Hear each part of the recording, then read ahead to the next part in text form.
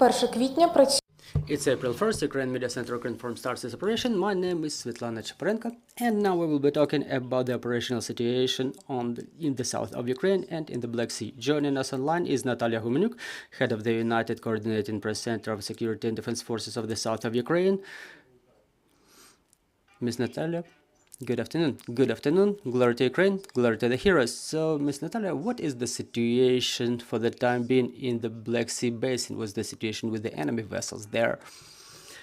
Well, the situation in the sea is being traced by the Navy very thoroughly. What we observe in our area of responsibility is the enemy vessels that are significantly pressed to the southern part of the equator of the Black Sea. They don't express any significant activity, but we understand that the threat, including the missile threat, has not gone anywhere because the enemy keeps the readiness of missile carriers. Meanwhile, they are staying at their bases and they are not even used for the battle duty. It was only twice that we documented that fact within the last time in the eve of the massive combined missile and drone strikes.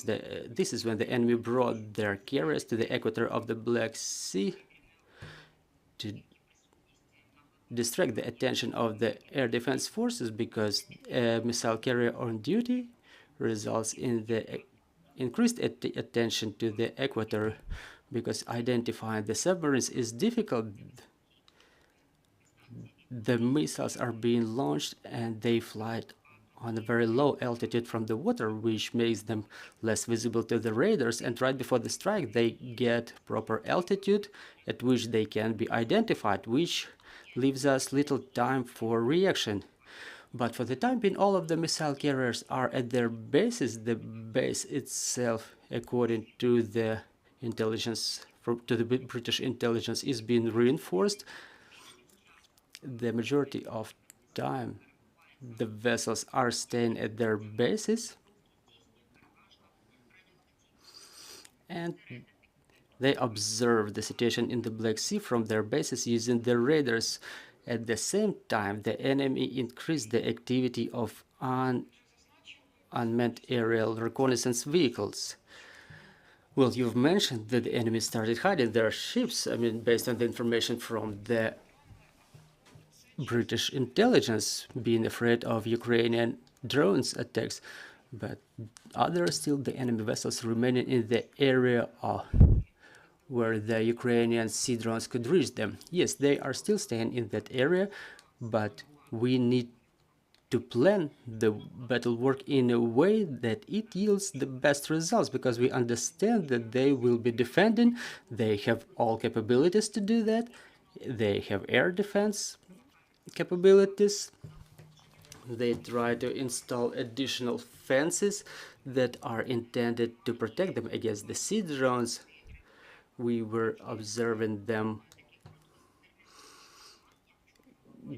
going out on a short-term patrolling in the Black Sea to control the existence of those fences that they've installed at the entrance to the bay, and now they reinforce them with concrete structures.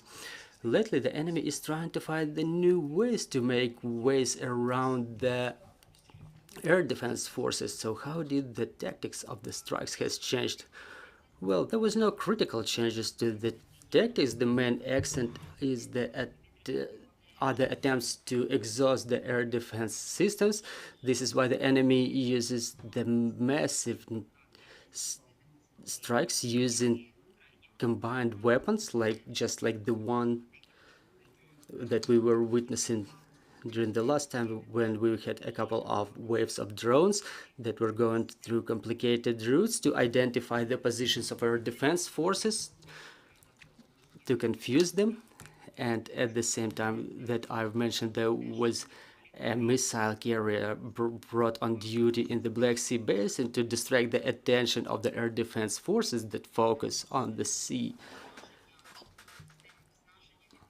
Also, to exhaust us, they use the time of the attacks. We'll remember that it happens right before the sunrise, when it's difficult to focus because the air defense systems, they are being managed by the people, and in the night the human body, the human organism is exhausted. This is why they use the attacks during the late hour.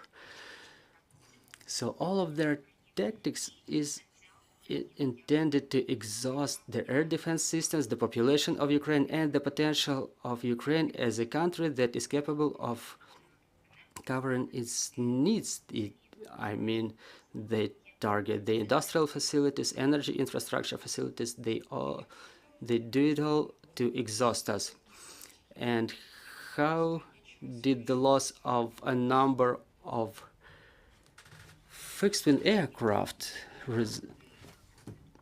influence the capabilities of the enemy? Well, their intelligence has become more complicated. This is why they use more unmanned aerial reconnaissance vehicles, specifically in our area of responsibility from Zaporizhia to Odessa regions. We observe around 200 reconnaissance UAVs on a daily basis that work from the equator of the Black Sea. They are being launched from the forward edge of the battle area, trying to collect information about the regions in the depth, in the rear of, but there they are being prevented by our electronic countermeasures and air defense forces. Basically, every day you can see on our Telegram channels the reports about a number of reconnaissance UAVs being shot. Also, it resulted in less intensity of the enemy aviation in Kherson region. So after the loss of the number of their aircraft, they focus more on using tactical aviation from the equator of the Black Sea in terms of using the missile strikes. So they use electronic countermeasures missiles rather than guided aviation bombs. But let's not be complacent. Let's continue observing their activity, and if at least once a week they remind the Kherson area of presence of guided aviation bombs in their reserves, it only tells us that they're looking for the new launch sites. And in Zaporizhia region and in the Donetsk region, where our area of responsibility still spreads, I mean the southern part of Donetsk region and southeastern part of Donetsk region is where the enemy tries using the guided aviation bombs to support their storm teams. Do you observe the occupiers continuing to steal Ukrainian products through Crimea and transporting it through Crimea, Mariupol, and other directions?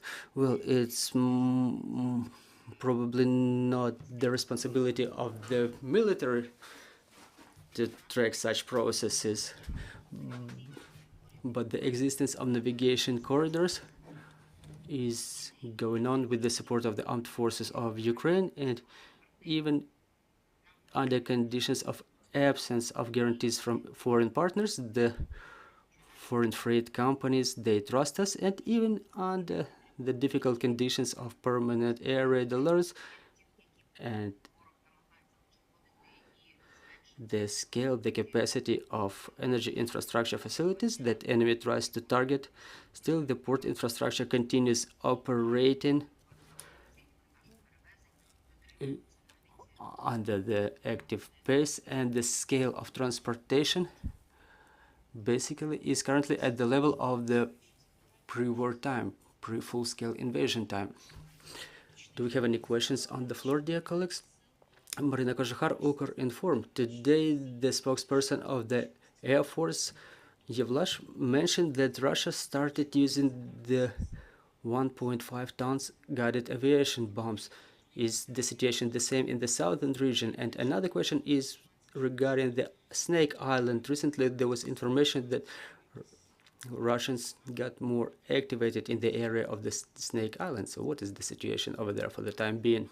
Thank you for your question. Talking about 1.5 ton guided aviation bombs in our area of responsibility. We have not documented cases of their launch. We're mostly talking in our area about half-ton guided aviation bombs and 250 kilogram guided aviation bombs in Zaporizhia region, but not other than that. But we understand that the enemy's potential in this area may be increased because the defense industrial complex has not started on their end, unfortunately.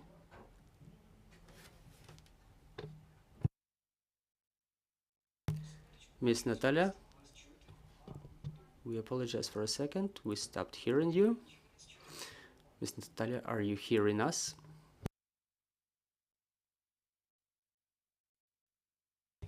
Natalya, our sound is off. I apologize for the technical issues. We're trying to fix them. Miss Natalya, are you hearing us? Yes, I'm hearing you now. We apologize for technical issues. Just if you could kindly repeat the second half of your answer, because this is where the sound got lost. So talking about the Snake Island, here we understand that when the enemy cannot control the northwestern part of the Black Sea basin with their vessels, they try to use the aviation to exercise some pressure from time to time. They try to demonstrate advantage, at least in the air, and there were cases when the tactical aviation